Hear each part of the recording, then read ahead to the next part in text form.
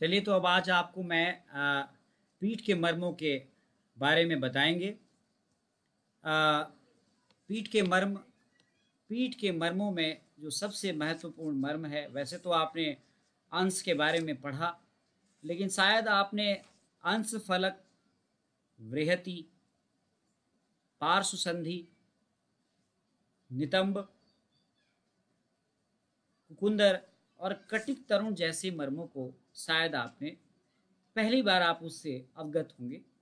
तो इनको जानना बहुत ज़रूरी है। इनको जानना इसीलिए भी ज़रूरी है कि आजकल बहुत लोग इस प्रकार की समस्याओं से पीड़ित होते हैं, जिनमें कमर का दर्द है, जिनमें गलत पोस्चर्स के कारण सर्वाइकल स्पॉन्डिलाइटिस जैसी समस्याएं बहुत आम तौर पर देखने में आती है। और कहीं ना कहीं हम लोग इस प्रकार की अपनी पोस्चरल डिफेक्ट से या पोस्चरल प्रॉब्लम से पीड़ित होते हैं। ये आपने गौर किया होगा, ये बहुत सामान्य है। तो आपको मैं आज पीठ के मर्मों से रिलेटेड प्रेजेंटेशंस दूंगा, जो आपको उन मर्म बिंदुओं के स्थान, उनकी लोकेशंस और उनकी पोजीशंस बताएगा। और फिर किसी अगले लेक्चर में मैं आपको उनकी क्लिनिकल इंपॉर्टेंस के बारे में आपको बताऊंगा। तो आइए आप मेरे साथ, मेरे अब व्हाइट बोर्ड को मैं शेयर करता हूं और आप इस पर देखिए। सबसे पहला जो मर्म है वो अपस्तंभ है। जैसा मैंने बताया, अपस्तंभ नहीं, मैं इसको अपस्तंभ नहीं, इट इज द अंश फलक। पहले अंश फलक से स्टार्ट करते हैं। अंश फलक, अपस्तंभ बाद में पढ़ेंगे। अंश फलक, अंश के नीचे अंश फलक मर्म होता है। अंश फलक का नाम ही होता है shoulder blade, SHOULDER blade, shoulder blade. यानी शोल्डर ब्लेड पर स्थित यह मर्म बिंदु अस्थि मर्म श्रेणी का मर्म है। इट इज अस्थि मर्म, जानते हैं आप। पीठ के मर्मों में बड़ा कंफ्यूजन रहता है लोगों को, और इसका प्रमाण आधा अंगुल प्रमाण है। आधा अंगुल प्रमाण होता है, ये आधा अंगुल प्रमाण है। और ये कहाँ होता है? ये स्कैपुला बोन पे होता है, सिचुएटेड इन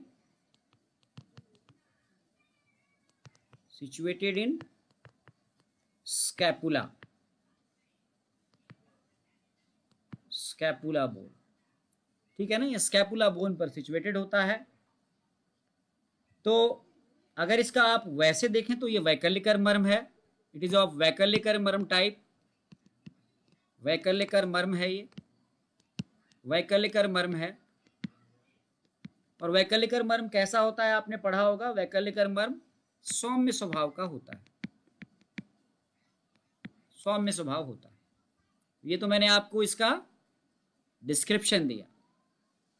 अब आइए इसकी हम थोड़ी सी लोकेशंस देखते हैं, ये कहाँ पे होता है।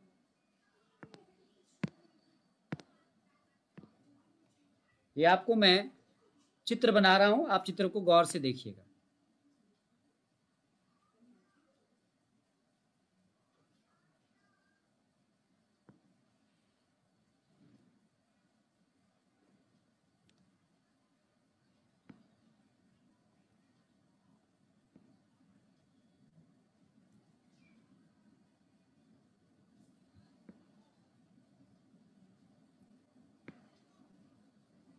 ये चित्र आपके सामने है।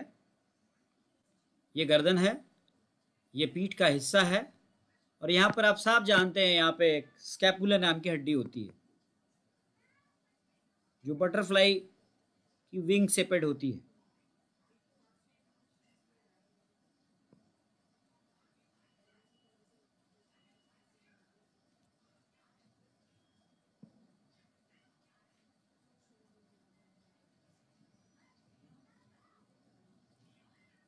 ये आपको स्कैपुला बोन है।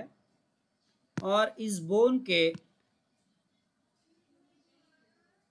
ठीक, जो आप कहें, स्कैपुला बोन के सुपीरियर मीडियल एंगल पर,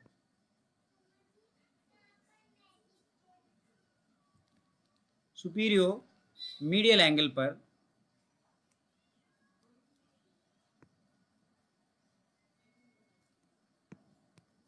superior medial angle of scapula just above the brihati marma, just above the बृहति मर्म। इसके नीचे बृहति मर्म होता है, बताएंगे आगे आपको। तो ये स्कैपुला के सुपीरियर मीडियल एंगल पर ये मर्म बिंदु स्थित होता है। उसका नाम है अंश फलक, इसका नाम है अंश फलक, इसका नाम है अंश फलक।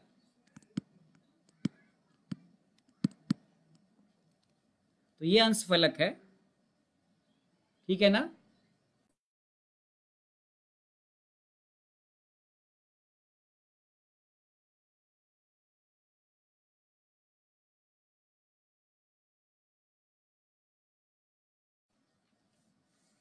ये अंश फलक है। तो ये यानी कि ये स्कैपुला की विंग के सुपीरियर मीडियल एंगल पर है।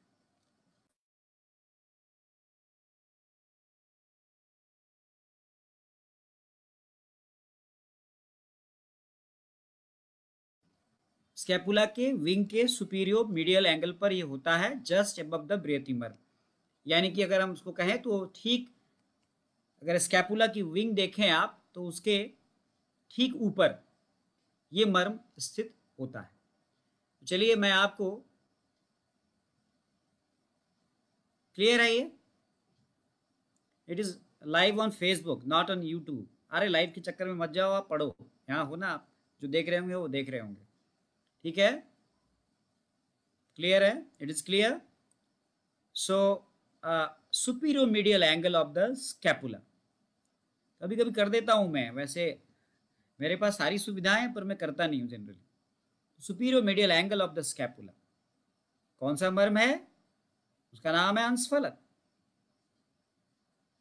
तो यदि आप इसके और क्वालिटीज को जानना चाहेंगे तो और क्वालिटीज क्या क्या हैं इसकी, इसकी और क्वालिटीज भी आप जान लीजिए, है ना। अंशफलक यानी कि बटरफ्लाई की विंग के सुपीरियर मीडियल एंगल पर स्थित जो मर्म बिंदु है उसे अंशफलक कहते हैं। और अंश कहाँ था? कोरेकोह्यूमेरल या ग्लिनोह्यूमेरल लिगामेंट पे था। लेकिन मेरा पढ़ाने का तरीका अलग है, मैं आपको वैज्ञानिक तरीके से पढ़ाता हूँ, चाहे वो नाड़ी विज्ञान हो, चाहे वो मर्म विज्ञान हो। इसलिए आप मेरे साथ जुड़ते हैं, और आज मार्च के महीने से आज लगातार हम आपके साथ हैं। इसके पीछे कारण ही यही है। तो उसमें विज्ञान का, तकनीक का पूरा इस्तेमाल करता हूँ। तो मैं आपको दिखाता हूँ, इसके आप लिखता हूँ मैं आपके सामने, इसका और क्या क्या क्वालिटीज़ हैं देखो आप इसका थोड़ा सा आप क्लिनिकल इंपॉर्टेंस देखो अब आप इसकी। ये चित्र हटा दूं मैं अब? Can I remove this diagram? It is clear now, I hope that it is clear. अब हम जानते हैं कि अंशफलक करता क्या है, अंशफलक का क्या रोल है, अंशफलक का क्लिनिकल इंपॉर्टेंस क्या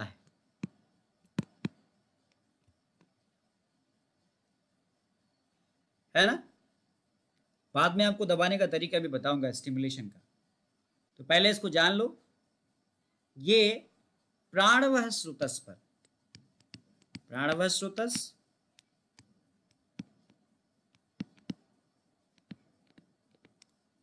ठीक है, श्लेषक कफ अपने आप समझ में आ जाएगा आपको। श्लेषक कफ, श्लेषक कफ जब हो गया तो क्या करेगा? ये लुब्रिकेशन ऑफ जॉइंट, ये इसका कॉमन का फंक्शन आ गया। व्यान वायु, जब व्यान वायु की बात हो गई तो ये समस्त शरीर में मूवमेंट होता है इसका, तो निश्चित है कि जो एनर्जी का सर्कुलेशन है वो इससे कंट्रोल होगा। Energy circulation, energy circulation. और जो आपने पढ़ा है कि इसके नज़दीक जो स्थान होता है, अगर चक्रों को देखें तो कौन सा चक्र इसके स्थान नज़दीक होता है? तो इसके नज़दीक अनाहत चक्र होता है, यानी कि अनाहत चक्र जिसे हम हृदय चक्र भी कहते हैं,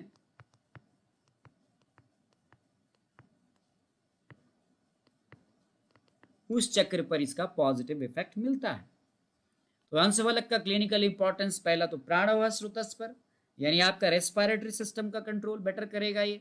यानी आज के समय में जो समस्या है, कोविड-19 के समय में अधिकतर लोग रेस्पिरेटरी सिस्टम की प्रॉब्लम से सफ़र कर रहे हैं।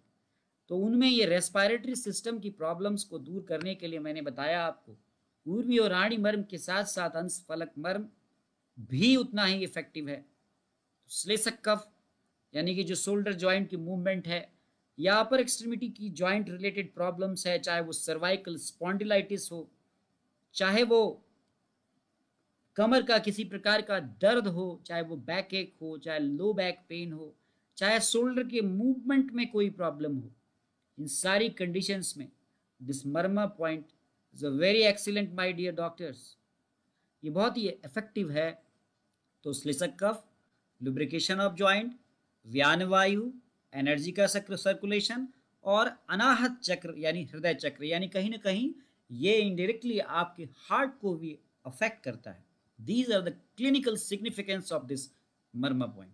So now come to the क्या होगा यदि यहाँ पर इंजरी हो जाएगी। वैसे तो मैं कहता हूँ कि ऐसा होता ही नहीं है, लेकिन फिर भी चूंकि आप सभी मेरे साथ लगातार 20 दिन से बने हुए हैं और आप बिगिनर्स क्रॉस करके फिल्टर होके आप एडवांस में आए हैं, तो आपको बताना ज़रूरी है कि यदि ये कहीं पर यहाँ पे अगर कोई इंजरी हो गई तो विकलता हो जाएगी, डिसेबिलिटी हो जाएगी, और डेफिनेटली सबसे ज़्यादा जो प्रभावित होगा वो आपके कंधे का मूवमेंट अफेक्टेड होगा, जिसको हम कहते हैं कि dysfunction of the muscles leading to the disability and wasting of the muscles, यानी कि वहाँ की मांसपेशियां काम करना बंद कर देगी। और इसका एनाटॉमिकल स्ट्रक्चर्स भी देख लेते हैं, इसके आसपास क्या क्या चीज़ें होती है।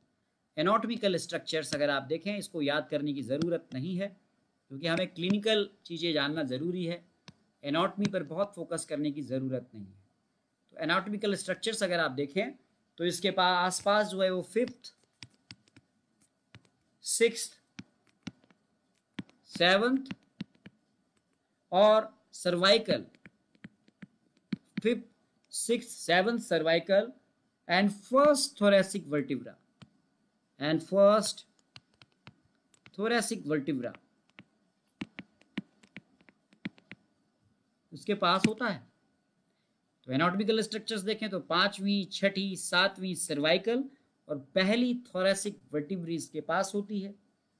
और इसके अलावा अगर आप देखें तो सबक्लेवियन आर्टरी जो बहुत इंपॉर्टेंट है, अभी आप पढ़ेंगे कक्षधर मर्म पढ़ेंगे, सबक्लेवियन आर्टरी से आपकी वहीं से क्रॉस करके जाती है। तो सबक्लेवियन आर्टरी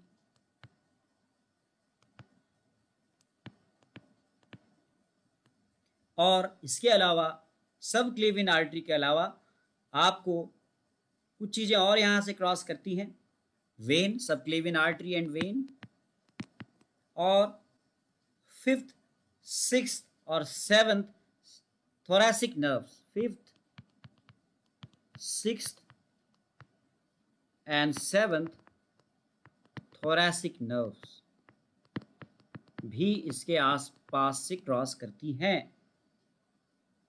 इसके अलावा कुछ मसल्स भी हैं जिनमें trapezius and major rhomboid muscles, trapezius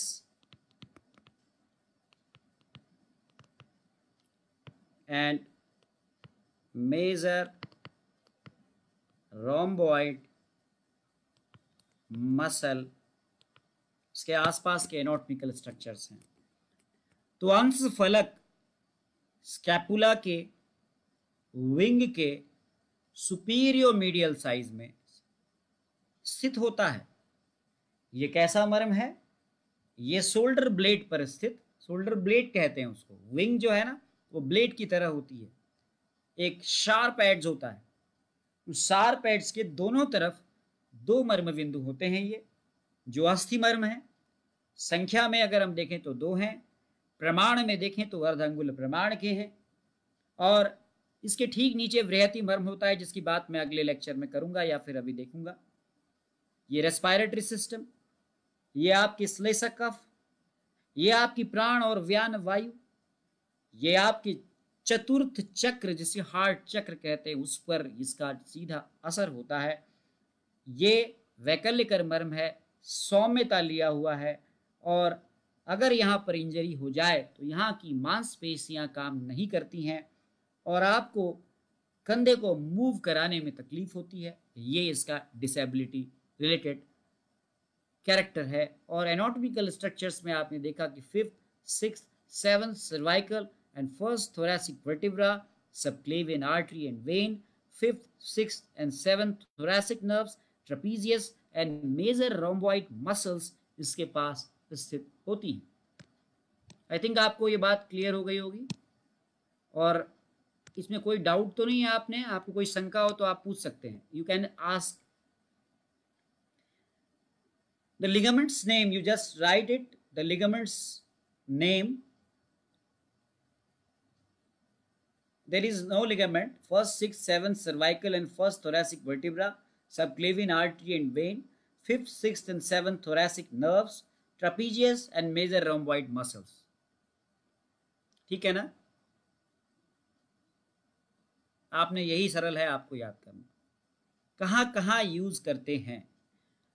स्मृति चंदेल जी इसका इस्तेमाल सर्वाइकल स्पॉन्डिलाइटिस में, आर्थराइटिस में, बैक के मूवमेंट्स की प्रॉब्लम्स में, हाथ को ऊपर उठाने में प्रॉब्लम हो रही है अवभाहुक में, इन सभी स्थितियों में अंशफलक मर्म को स्टिमुलेट किया जाता है।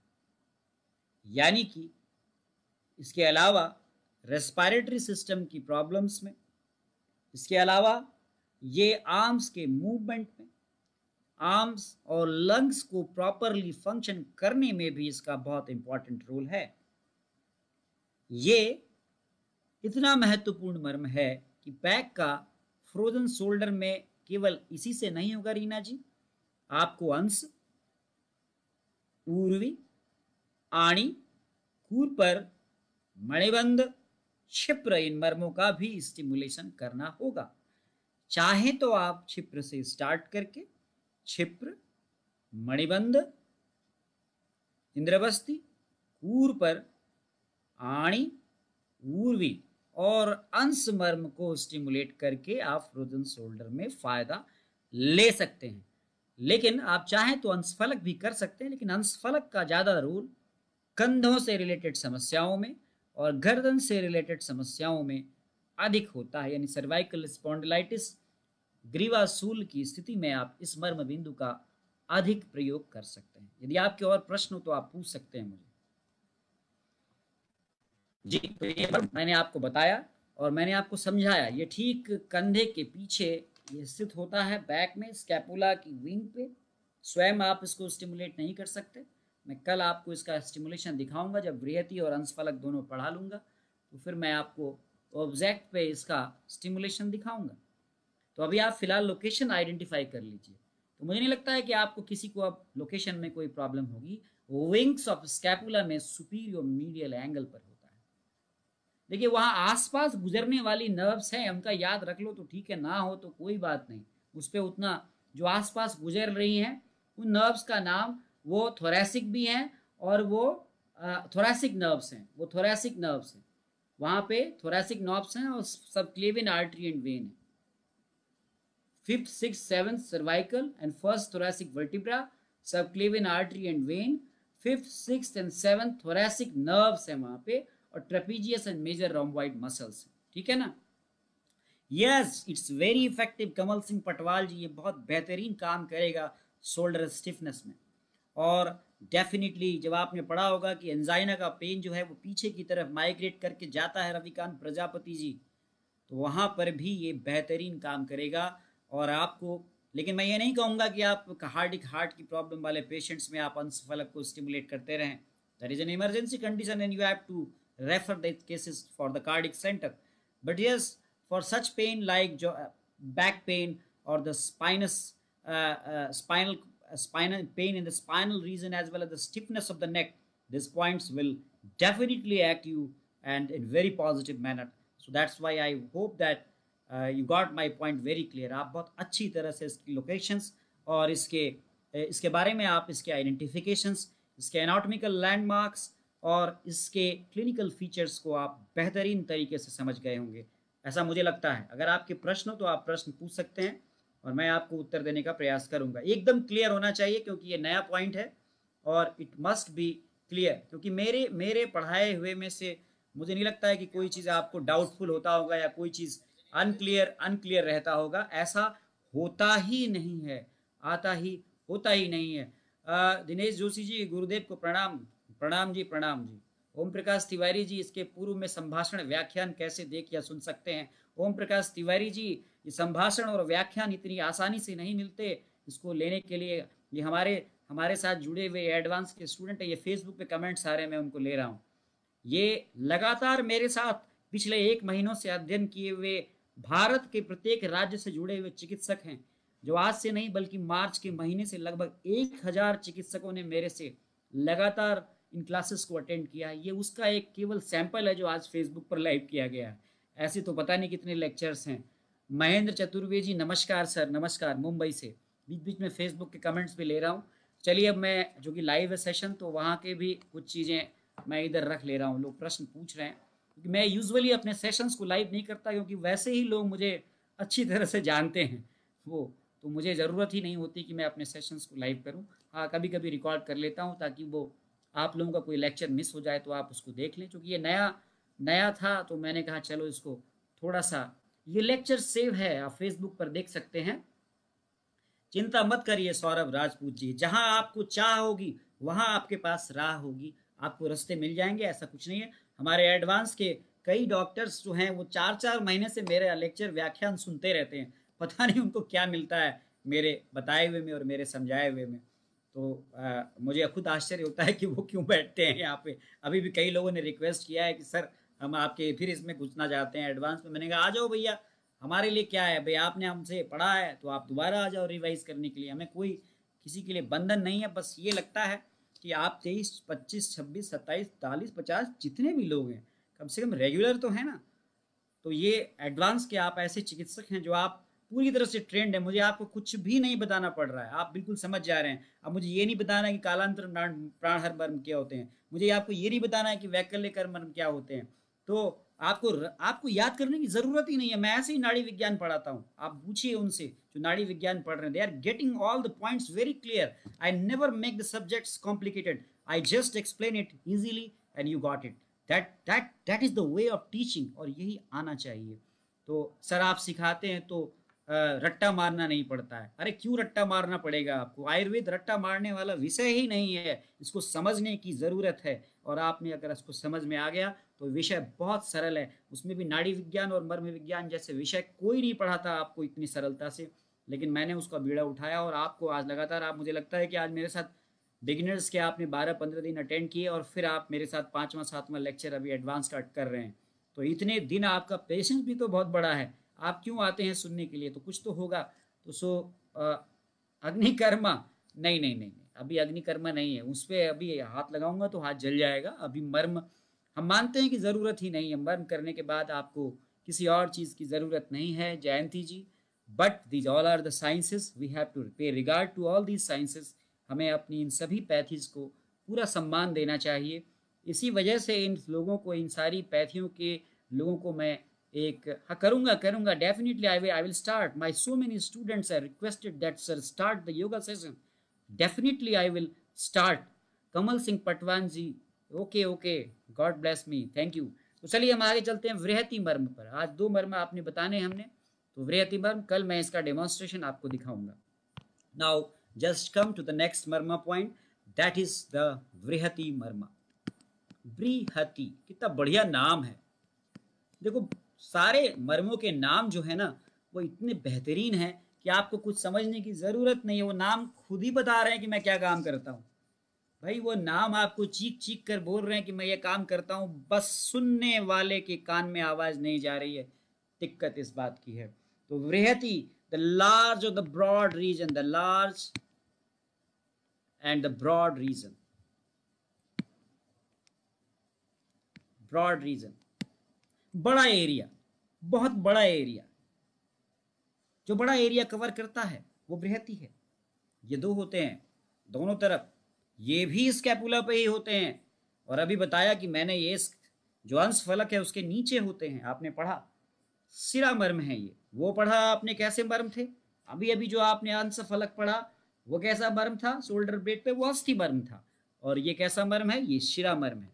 पता है आपको शिरा मर्मों पर और स्नायु मर्म पर दबाव कम रखना है, और आपने मांस मर्म पर उससे अधिक रखना है, और अस्थि और संधि मर्म पर आपका दबाव मैक्सिमम बेयरेबल होना चाहिए। ये आपने बिगिनर्स में पढ़ा है, आपको पूरा का पूरा याद है ये सारा पढ़ाया हुआ। मुझे बड़ा फक्र है कि मैंने इस लॉकडाउन में 1000 से ऊपर चिकित्सक ऐसे तैयार किए हैं जो आज अपनी प्रैक्टिस को इम्प्रोवाइज कर रहे हैं।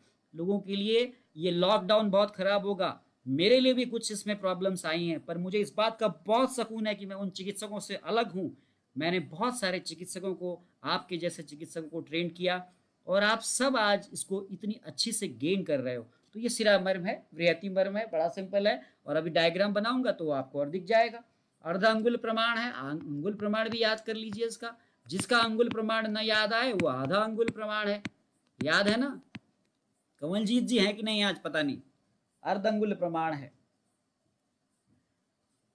ज्योत्सना जी भी हैं, जैनी मेहता जी भी हैं, सब हैं यहाँ पे। तो वृहति मर्म है, बड़ा है, ब्रॉड रीजन है, यानी इसके आसपास कोई मर्म नहीं है, ये वृहति नाम इसीलिए पड़ा इसका। और ये कहाँ पे है, एनाटॉमिकल स्ट्रक्चर्स भी देख लेते हैं इसका, फिर मैं डायग्राम बनाऊंगा। ये एनाटॉमिकली लोकेशन देखो इसका, एनाटॉमिकल लोकेशन जानना बहुत जरूरी है। क्या है एनाटॉमिकल लोकेशन इसका? एनाटॉमिकल लोकेशन ये बिटवीन द शोल्डर ब्लेड है, बिटवीन द शोल्डर ब्लेड, यानी जो आपकी स्कैपुला की जो ब्लेड है, अभी आपने जिसका चित्र देखा था उसके बीच में है ये, और 3 finger units above the inferior angle of the scapula. 3 finger units above 3 finger units above the angle, कौन सा एंगल, सुपीरियर नहीं, inferior, inferior angle of the scapula. Writing भी अच्छी हो गई मेरी आपको पढ़ाते पढ़ाते। On the inner as, on the inner as, अंदर की तरफ, इनर एज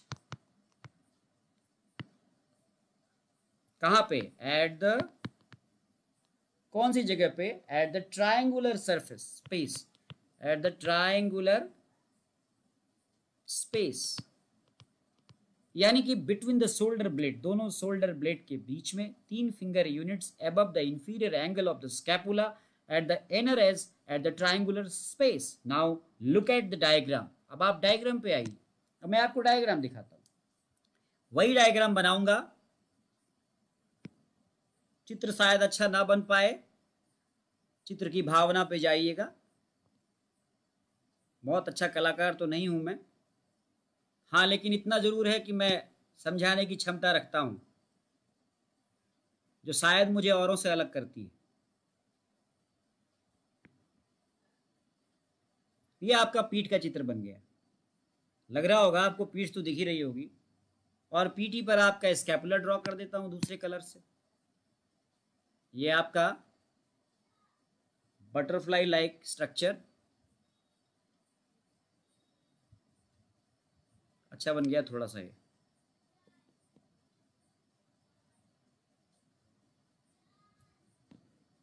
चलिए मान लीजिए ये विंग ऑफ द स्कैपुला, ये ब्लेड है, ये इसका इंफीरियर एंगल है, सुपीरियर एंगल है, और ये इसका इंफीरियर एंगल है।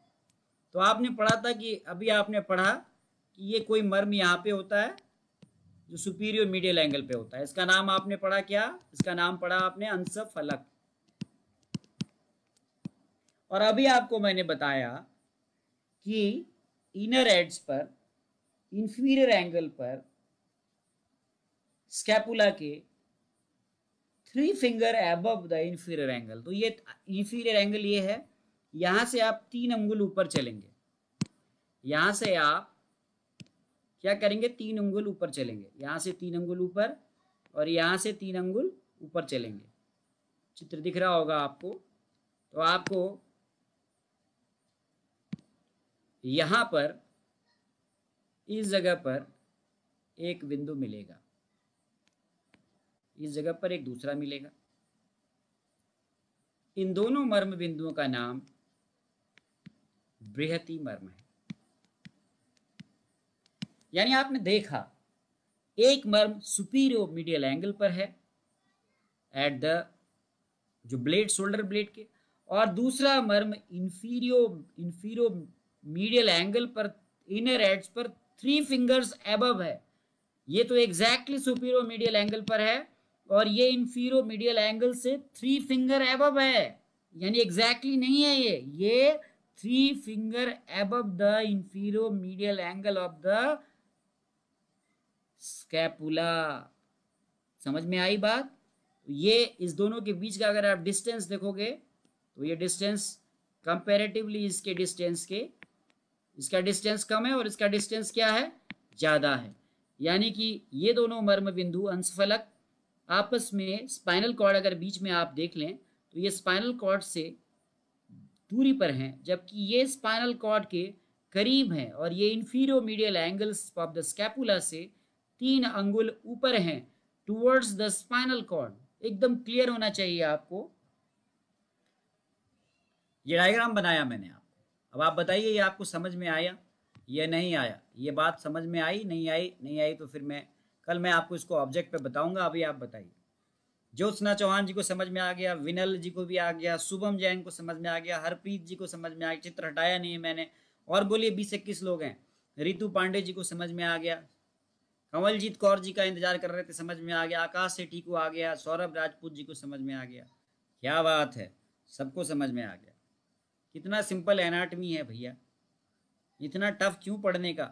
साधारण से समझो ना। अब इसके अंदर क्या क्या है क्या क्या नहीं है अब नहीं जानने का, वो हमें ज़रूरत नहीं है हमको जानने की। हमने तो क्लिनिशियन बनना है, हमने थोड़ी ना एनाटमी पढ़ के विद्वान बनना। हम तो विद्वान बनाते ही नहीं आपको, हम खुद ही विद्वान नहीं तो आपको क्या विद्वान बनाएंगे? हम तो आपको प्रैक्टिकली एक अच्छे क्लिनिशियंस बनाते हैं जो मर्म का प्रैक्टिस करें और लोग रोगियों को ठीक करें। हमें यही बनाना है आपको। चलिए फिर भी थोड़ा बहुत, चूँकि आप एडवांस में हैं तो एनाटमी आपको जाननी ज़रूरी है और क्लिनिकल इंपॉर्टेंस भी जानना ज़रूरी है। आज हम इनको पूरा सुपरफिशियली आपको समझा रहे हैं, कल मैं इनको आपको दिखाऊंगा। Sir near to the spinal cords overlap more effect. Yes yes Kamaljeet ji, आपकी बुद्धि को सलाम करता हूँ, पहले ही समझ जाते हैं आप, हमको बताने की ज़रूरत ही नहीं पड़ती है। चलिए अगर आपका आदेश हो तो इसको उड़ा दूँ। चलिए उड़ा देता हूँ। चलिए अब जानते हैं कि ये क्या काम करता है। द क्लिनिकल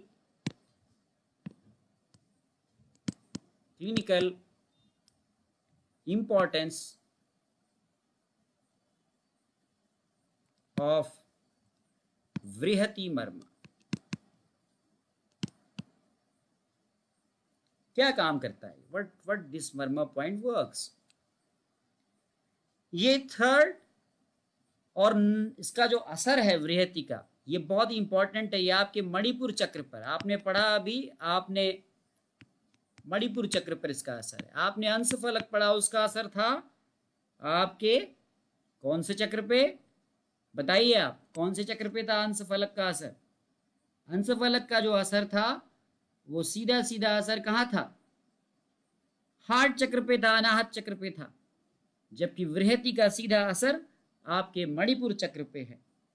और पित्त और तेज यानी करज, आपके अंदर करज डेवलप करता है और जीतने की क्षमता डेवलप करता है। यानी आपकी भुजाओं में वो शक्ति पैदा करता है जिससे आप जीतने का मादा रखते हैं। तो ये बृहति मर्म है। नाम इसका बेहतर है, कितना बढ़िया नाम दिया है। यानी कि ये आपके तेज को बढ़ाता है, आपके अंदर जीतने की क्षमता को बढ़ाता है,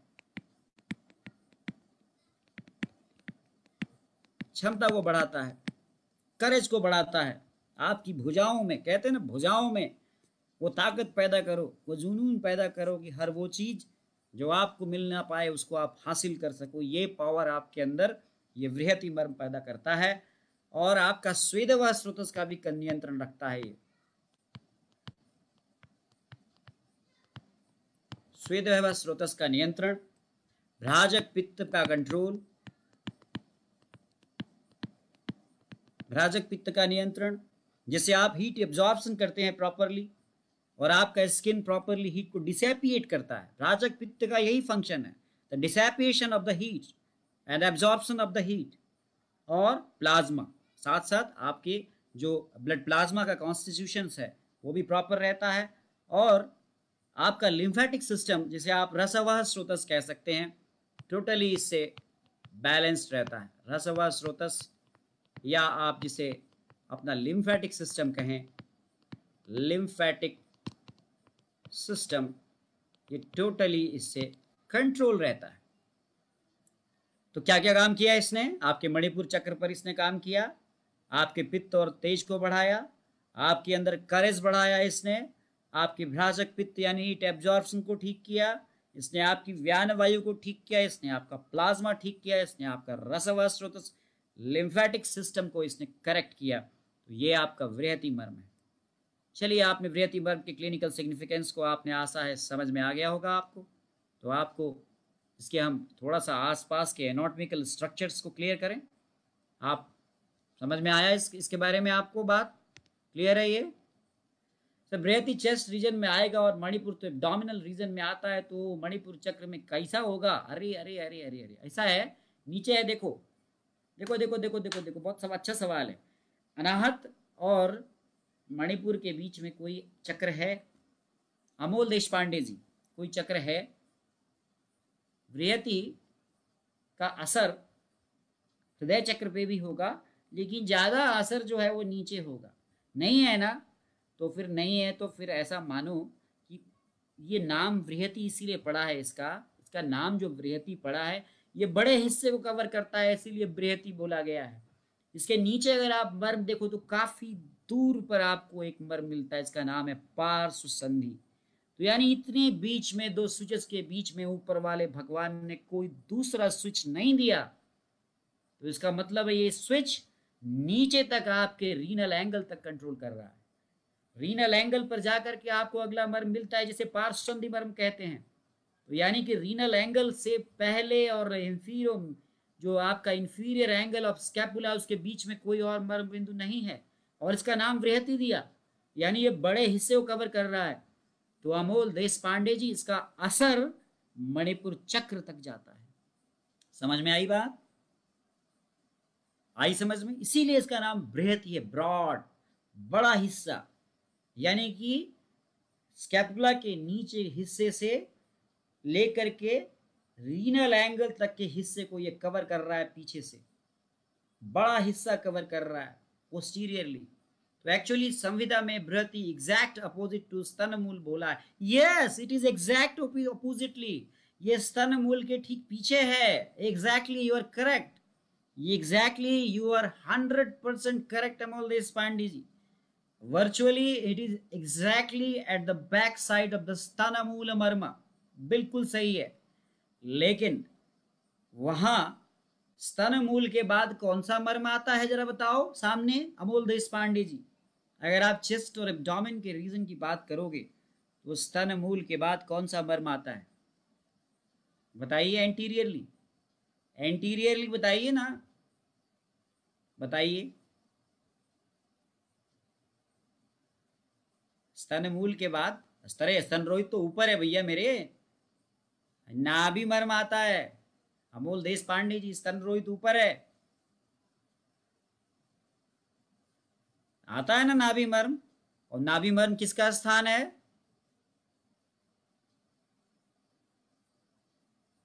आया समझ में? तो स्तन मूल मर्म का भी असर मणिपुर चक्र तक है, और इसके ठीक अपोजिट स्थित पोस्टीरियर साइड में स्थित जो वृहति मर्म है उसका भी असर नीचे मणिपुर चक्र पे है। आशा है आपको समझ में आ गया होगा। बहुत अच्छा सवाल पूछा आपने, इससे मैंने आपको पूरा क्लैरिफाई कर दिया, क्लियर हो गया किस प्रकार से मर्म, किस प्रकार से चक्रों पर जो है वो काम करते हैं, ये भी आपको क्लियर हो गया। और इसका नाम वृहति क्यों है ये भी क्लियर हो गया। और ये भी आपको आपको रिमाइंड हो गया कि ये ठीक वर्चुअली अगर आप देखें तो it is just opposite to the stana mula marma of the anterior side. Posteriorly ये स्कैपुला के इंफीरियर एंड पर 3 फिंगर्स एबव मीडियली, लेकिन अगर इंटीरियरली देखें तो जस्ट अपोजिट टू द स्तनमूल मर्म, और इसका एरिया बहुत बड़ा है पीछे से बैक में, क्योंकि इसके नीचे कोई और मर्म बिंदु नहीं है। जैसा कि सामने भी अगर आप स्तनमूल को देखें तो उसके नीचे सीधे सीधे आपको नाभि मर्म आता है, उसके बीच में कोई मर्म नहीं है। और आप जानते हैं कि नाभि मर्म मणिपुर चक्र का स्थान है। इस प्रकार से आप इस मर्म को बेहतरीन तरीके से समझ सकते हैं, और मेरा समझ है कि आपको ये बात समझ में आ गई होगी, और आपके साथ साथ और लोगों को भी समझ में आ गई होगी। यही तो एडवांस की ब्रिलियंसी है कि आपको पूरी चीज़ें एक्सप्लोर करते हैं यहाँ पे। चलिए अब हम इसके एनाटॉमिकल लैंडमार्क्स को पढ़ते हैं। बहुत ज़्यादा याद करना ज़रूरी नहीं है, पढ़ लीजिए थोड़ा सा। इसको मैं डिलीट कर देता हूँ। Now I will delete this. Now come to the anatomical structures. याद कर लीजिए, ज़रूरत नहीं है, याद ना हो तो भी कोई बात नहीं है, ये कोई इतना महत्वपूर्ण नहीं है। तो सब स्कैपुलर आर्टरी होती है इसके आसपास, सब स्कैपुलर आर्टरी एंड वेन, ठीक है। इसके अलावा drainage to the subscapular group of axillary lymph glands, drainage to the subscapular group of axillary lymph glands, और इसके अलावा subscapular and circumflex nerve, subscapular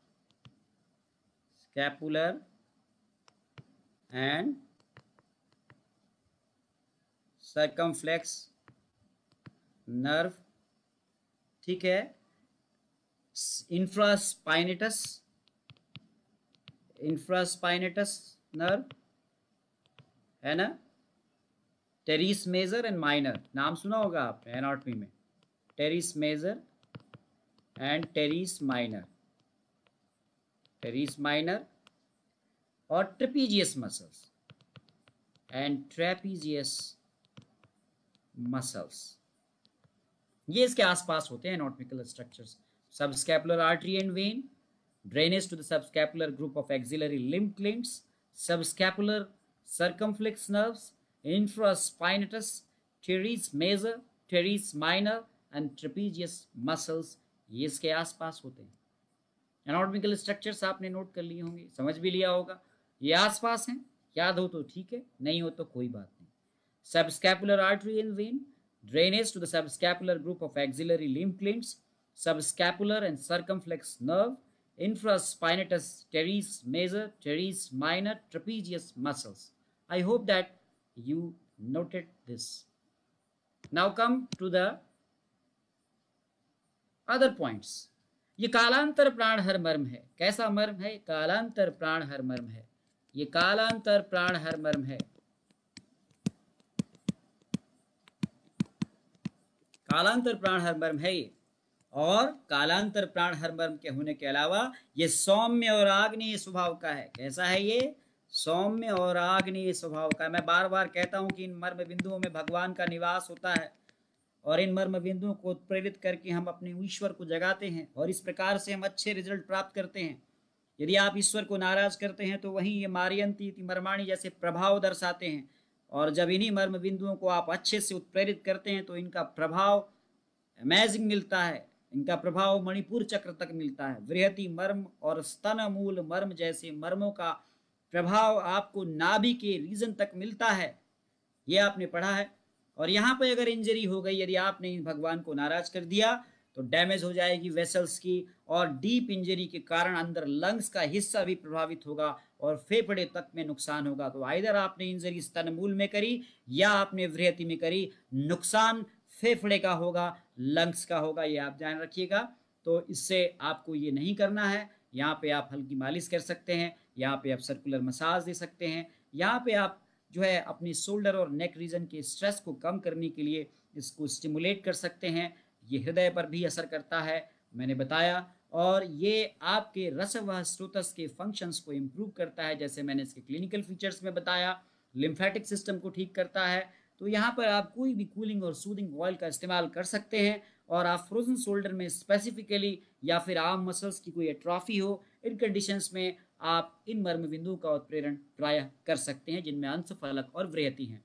तो मैंने आपको आज 1 घंटे का पूरा लेक्चर मैं आपको 2 मर्म बिंदु बताए और आपको इन 2 मर्म बिंदुओं को समझाने का प्रयास किया। आशा है आपको ये पूरा प्रयास, इंजरी लिख लीजिए आप, इंजरी से बाहर की तरफ अगर स्तन मूल पर आघात हुआ या फिर वृहति पर आघात हुआ तो इससे जो है वो वेसल्स का डैमेज होगा। सुपरफिशियल इंजरी हुई तो वहाँ की आसपास की वेसल्स डैमेज होंगी, और यदि डीप इंजरी कर दी आपने तो वो इंजरी पेनिट्रेट करके लंग्स को डैमेज कर देगी। तो इसीलिए अपने को इंजरी नहीं करनी है, अपने को उस भगवान को स्टिमुलेट करना है, जगाना है, उसका आह्वान करना है, उसका उत्प्रेरण करना है, उसको नाराज नहीं करना है। नाराज करेंगे तो वही चीज़ मयंती थी मरमाणी है, और हमने उसको जगाया, उसको पुचकारा, उसकी उपासना की, उसका आह्वान किया, तो वो आपको अद्भुत अद्भुत अद्भुत प्रभाव देता है। तो बहुत बहुत धन्यवाद आपका। कल मैं आपको इन मर्म बिंदुओं का लोकेशंस ऑब्जेक्ट पे बताऊंगा। आशा है आपको एनाटॉमिकल पार्ट बिल्कुल क्लियर हो गया होगा, लोकेशंस आपको दिमाग में फिट हो गई होंगी, स्कैपुला का फिगर याद हो गया होगा, उसके ऊपर स्थित आपको अंशफलक याद हो गया होगा, और नीचे इंफीरियर एंगल पर 3 fingers above towards the spinal cord आपको अंश वृहति भी याद हो गया होगा। मैं कल आपको इसको डेमोन्स्ट्रेशन दूंगा। बहुत बहुत धन्यवाद, थैंक यू। 1 घंटे का लेक्चर पूरा हुआ। आप सभी को शुभ रात्रि। आप सभी आराम से कल के लेक्चर का इंतजार करें। Thank you, take care.